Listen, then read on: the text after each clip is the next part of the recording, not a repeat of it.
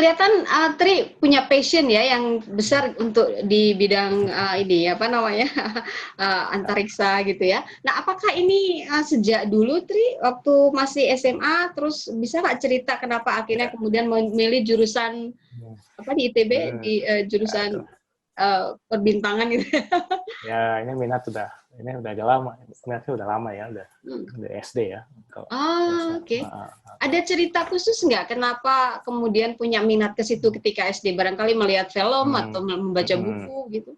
Ya, ini kan sebenarnya dari keluarga ya. Oh, okay. Dan waktu itu bapakku itu kan dia waktu itu masih kerja di kedutaan Amerika kan. Waktu itu. Siapa? Sorry, Tri, siapa yang bekerja di kedutaan Amerika? Waktu itu bapakku tuh apa? Oh, Pak Atma maksudnya. Pak Atma ya. Oke. Nah, itu waktu itu bapakku itu masih kerja di kedutaan Amerika kan. Jadi jadi beliau itu punya banyak akses ke material NASA atau program-program pendidikan antariksa gitu. Itu suka diajak, itu suka dibawa gitu. Nah, waktu itu masih kecil lah, aku lahir tahun 81 kan. Jadi itu jadi baru dengar cerita dari kakak-kakakku yang udah 10 atau 9 tahun di atas. Tapi aku juga suka diajak gitu. Jadi kami tuh dikasih nonton Cosmos gitu. Nah, Cosmos tuh serial yang dibikin oleh PBS, jadi PBS Public Broadcasting System, itu salah satu siaran pendidikan Amerika. Nah, waktu itu Cosmos itu pembawa acaranya adalah Carl Sagan. Gitu. Oke. Carl Sagan kan, aku nonton tuh. Jadi waktu itu aku udah SMA tuh, ketika mulai nonton Cosmos. Gitu. Tapi sebelum bicara Cosmos, sebentar dulu. Zaman ke tahun 80-an tuh, jadi dia diajak nonton Cosmos gitu. Terus kemudian diajak ke planetarium. Kita sering pergi ke planetarium. Terus kalau ada peristiwa penting astronomi itu keluarga pasti akan cari tahu nontonnya gimana. Jadi waktu ada gerhana matahari di Jawa tahun 83, itu kan dilarang sama Soeharto ya, dia ingin dia merasa jadi raja Jawa, dia ingin dia mencoba menunjukkan kekuasaannya adalah melarang orang Indonesia melihat gerhana, diancam nanti bisa buta. Dia terjadi pembodohan massal pada waktu itu. Kita semua dibikin takut oleh gerhana, gitu, sampai Babinsa itu dikirim untuk memastikan warga desa tidak kemana-mana, ditakut-takutin. Karena maksudnya ini ada kesempatan untuk melakukan pendidikan secara massal ya, untuk menunjukkan ini. Tapi tidak rejim mungkin untuk menakut-takuti warganya. Nah, kami itu pergi ke Cilacap, ke Pangandaran untuk ini. Aku nggak tahu ingat sebenarnya kejadian itu, tapi itu ada foto-foto di keluarga. Jadi itu foto-foto album keluarga tuh ada foto-fotonya. Jadi sepanjang hidup aku lihat, ada gerhana ini apa gitu kan. Lalu pas ada komet Halley itu kami pergi ke Cibubur untuk mencoba melihat itu komet Halley gitu. Itu tahun 86 kan. Itu akan muncul lagi tahun 76. Udah nggak tahu bukan tahun 76. Itu dia muncul setiap 76 tahun sekali. Jadi terakhir dia di tahun 1910, dia muncul di tahun 86, dan dia akan kembali muncul tahun 2062. Nggak tahu apakah kita masih diberi kesempatan untuk melihat lagi. Dan di tahun 86 itu udah ceritain, itu ada klub astronomi dari Jakarta, mereka mengundang seorang kakek gitu yang menyaksikan komet itu di tahun 1910 gitu. Jadi ada suatu kesinambungan gitu loh, kayak seolah kita nih dengan menyaksikan komet tuh gitu kayak seolah tersambung oleh masa lalu gitu. Gitu si mbah-mbahnya itu dia kayak pemancar sejarah lah gitu. Nah, jadi minat ini terhadap apa yang terjadi di langit itu diperkenalkan di keluargaku itu udah sejak awal gitu.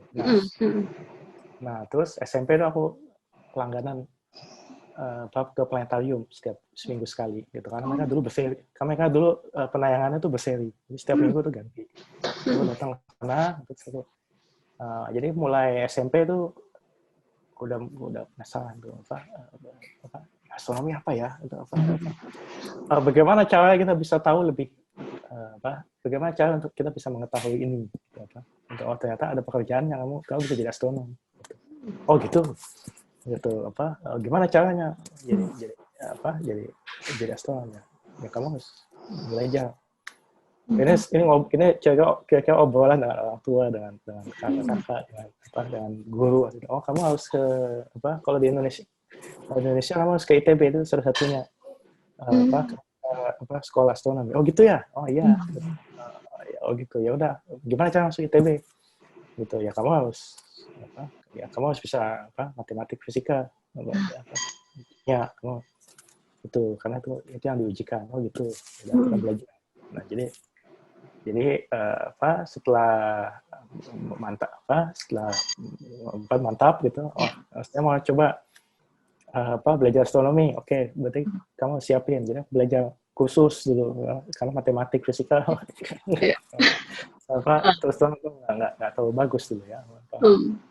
Gitu aku bukan anak jenius apa gitu, maksudnya saja gitu namanya. Tapi ya udah kita tapi akhirnya diterima kan tahun itu juga ya. Nah, apakah ketika di ITB itu semua harapan, maksudnya ekspektasi Tri gitu ya terpenuhi nggak ketika belajar di ITB ya? Karena kan pasti banyak di kepala ini ingin banyak yang tahu ya kan, udah terlalu lama kan berminat di situ gitu.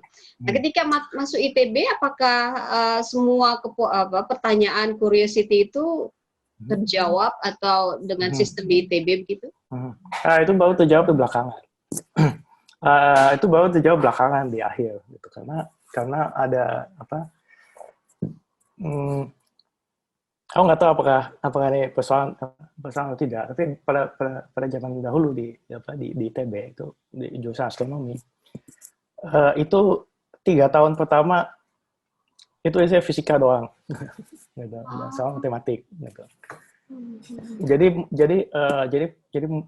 mata kuliah mengenai astronomi itu sendiri itu lebih banyak itu mulai ditambahi dengan semakin seniornya kita gitu. Jadi setahun pertama itu sama sekali nggak ada astronomi. Itu kita masih belajar itu praktis masih ngulang SMA gitu. Ditambah sedikit. Nah, di tahun kedua itu hanya ada 2 mata kuliah astronomi. Jadi mayoritas itu fisika, dari fisika dari matematika. Nah, tahun ketiga tuh mulai 50% gitu, mulai 50% ada astronomi dan 50% ada fisika, dan di tahun keempat itu udah 75% atau bahkan 100% astronomi. Jadi pada waktu itu butuh kesabaran dan untuk terus maju gitu loh, mempelajari materi-materi yang ini belum jelas gunanya apa gitu. Tapi base-nya kan memang harus kuat ya, fisika dan matematika ya, Tri. Itulah yang kemudian kita sadari kemudian di tahun ketiga dan tahun keempat ketika kalian bertemu dengan dosen-dosen astronomi ini gitu. Terus kita waduh, ini kamu harus ngulang. Nah, jadi itu salah satu masalah yang dulu sering kita hadapi. Kita sebagai mahasiswa tidak memahami mahasiswa muda gitu kan, yang penuh dengan di kepala kita mengenai pendidikan astronomi itu seperti apa. Ternyata itu isinya itu belajar fisika dan matematik mulu gitu. Itu satu hal yang udah kita ketahui karena sebenarnya dulu jurusan astronomi itu kecil. Iya. Aku satu angkatan tuh hanya 15 orang. Oh ya, itu jurusan terkecil, jumlah terkecil di ITB nggak? Bisa dikatakan itu yang paling kecil di ITB. Gitu. Satu angkatan tuh hanya sekarang katanya udah lebih banyak, gitu. Tapi dulu tuh hanya satu tahun tuh hanya ya di bawah 20 gitu. Bahkan di tahun 80-an dan tahun 70-an itu lebih sedikit lagi gitu. Kadang-kadang satu tahun tidak ada yang datang gitu. satu tahun hanya satu angkatan hanya bertiga atau berdua gitu. Jadi kita tuh punya keakraban yang cukup tinggi gitu dengan yang beda angkatan gitu. Jadi kita udah dengar cerita dari yang udah lebih senior gitu, bahwa kamu asal tahu aja nanti akan kamu lebih banyak belajar fisika dan matematik gitu. Ya, kita udah tahu itu, tapi mengalami sendiri untuk ya Allah. Nah, kalau sepemahaman Tri, teman-teman di satu angkatan maupun yang senior itu memang pilihannya kah atau by accident gitu ya? Kan seringkali orang memilih jurusan yang penting masuk dulu gitu. Tapi sepemahaman, karena kalau saya lihat dari jumlah angkatan ini sudah ada sejak tahun berapa ya astronomi di ITB?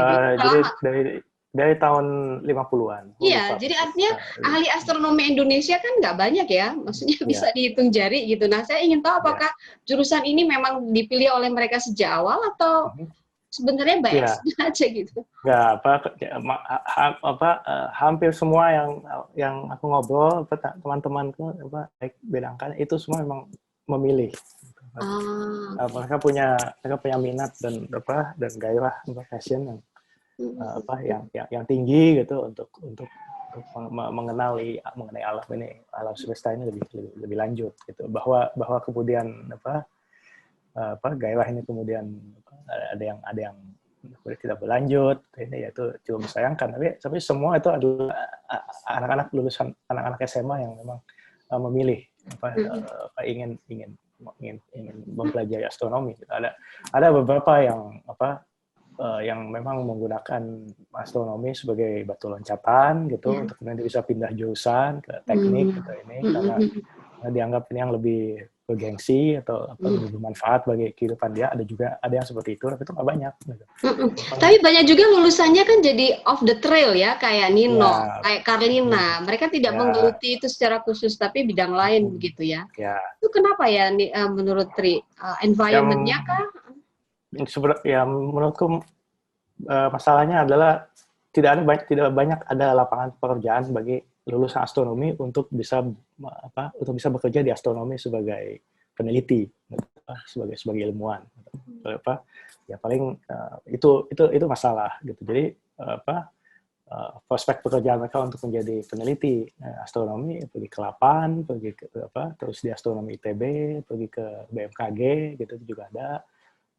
Jadi memang cukup sulit kalau kita ingin terus berkarir di astronomi. Akibatnya ya teman-teman harus mencari yang lain gitu. Jadi lapangan pekerjaan yang selama ini menampung lulusan astronomi ITB itu paling banyak di BMKG ya, gitu. LAPAN gitu, mungkin. LIPI itu juga bisa. Aku lupa sebut LIPI. Dan juga kembali ke perguruan tinggi, baik ke ITB atau ke jurusan lain gitu. Misalnya paling dekat itu mungkin dengan fisika, gitu. Di mana kita mungkin bisa menawarkan kuliah beberapa SKS, kuliah astronomi, kuliah astrofisika gitu. Nah itu aku kenal beberapa dosen di UGM. Tapi ini sebenarnya Tri, keadaan yang cukup memprihatinkan menurut saya pribadi ya kan, karena kan sebenarnya observatorium seperti Boscha itu kan sudah lama ada. Nah kalau misalnya Tri bandingkan dengan apa yang terjadi di Jerman, misalnya waktu Tri di Jerman dengan di sini, bisa nggak cerita tentang di Jerman itu bagaimana mereka mengembangkan peneliti ini ditampung dalam sebuah lembaga gitu ya? Ya, ya memang di negara-negara yang maju itu mereka itu punya anggaran yang lebih besar gitu, untuk pendidikan tinggi dan juga untuk penelitian garda depan istilahnya gitu kan. Ya kan karena negara-negara ini paham bahwa kita mungkin belum tahu apa gunanya astronomi atau ini untuk saat ini gitu. Tapi penelitian astronomi ini itu mendorong munculnya teknologi-teknologi yang kemudian jadi dorongan untuk mengetahui alam semesta ini, keingintahuannya membuat kita membuat teknologi-teknologi yang nanti mungkin bisa berguna dalam kehidupan kita. Contohnya adalah kamera digital gitu. Gitu, kamera digital di HP kita atau di apa yang di HP kita atau di kamera digital yang sangat sekarang ada di mana-mana itu apa pertama kali digunakan oleh para astronom untuk mengambil foto gitu apa setelah sebelum mereka apa pindah dari apa pelat foto gitu dari film. Nah, jadi itu mereka pahami bahwa mungkin ini pengetahuan yang nggak guna gitu lah gitu.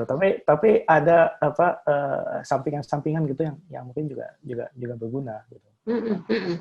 Plus itu. Nah, terus juga kolaborasi gitu, bekerja sama dengan negara-negara lain gitu. Jadi astronomi di Jerman itu sangat erat sangat erat dengan astronomi Eropa pada umumnya gitu. Jadi mereka misalnya membentuk organisasi seperti ESO, European Southern Observatory, Observatorium Selatan Eropa, itu mereka punya banyak teleskop di Chile, itu dibangun secara patungan gitu. Jadi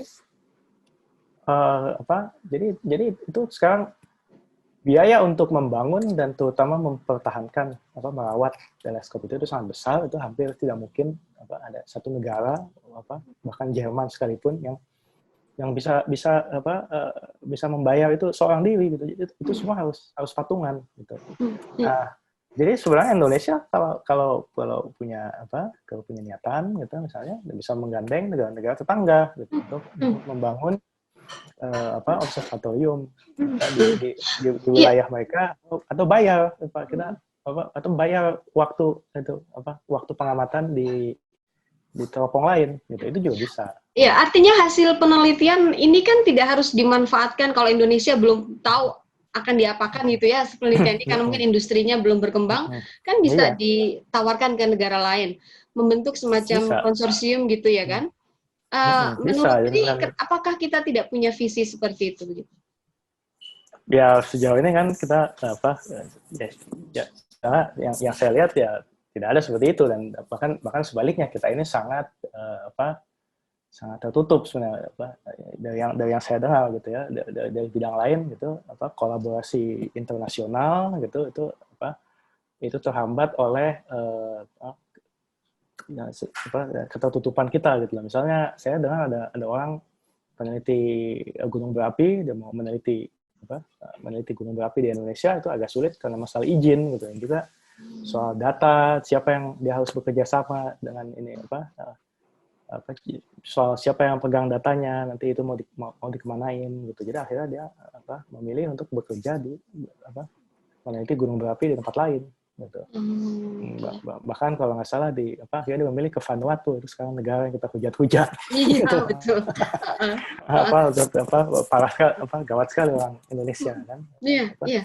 Tapi ya itu maksudnya gawat soal kita dengan Vanuatu itu. Iya. Tapi jadi kayaknya untuk pembangunan kolaborasi internasional yang saya lihat yang cukup berhasil itu adalah kerjasama LIPI dengan CERN di Swiss. Di mana Indonesia sekarang sudah bisa menjadi, saya nggak tahu udah sampai mana, tapi dulu itu kita sudah bisa menjadi anggota pengamat, anggota observer dan kita menjadi bagian dari eksperimen fisika yang namanya ALICE. Nah itu salah satu eksperimen di CERN. Jadi Indonesia itu sudah terlibat dalam kolaborasi internasional di CERN. Nah, itu pemimpinnya tuh teman saya tuh Haryo Suwinakdo gitu. Itu teman saya ketemu di Swiss gitu. Nah, dalam bidang astronomi kita sebenarnya juga kita bisa ikut dalam kolaborasi internasional untuk membangun teropong besar gitu yang sekelas 8 meter. Dan itu sudah dilakukan misalnya oleh Afrika Selatan. Mereka punya teleskop SALT, namanya South African Large Telescope, itu diameternya kalau nggak salah 11 atau 9 meter begitu. Itu bekerja sama dengan Afrika Selatan, kerjasama dengan Jerman, kalau nggak salah juga dengan Namibia gitu. Jadi ada kerjasama regional juga dengan Eropa.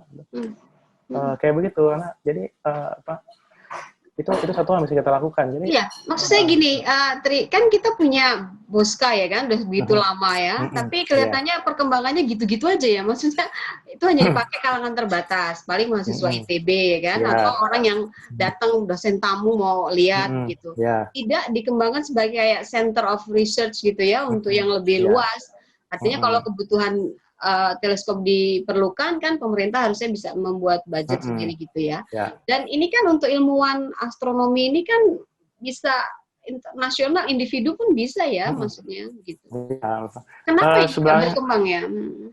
Ya harusnya, ya maksudnya kita ini ya observatorium Boska kita itu kan sebenarnya itu milik ITB kan, jadi itu milik universitas gitu. Tapi kita masih belum punya observatorium nasional.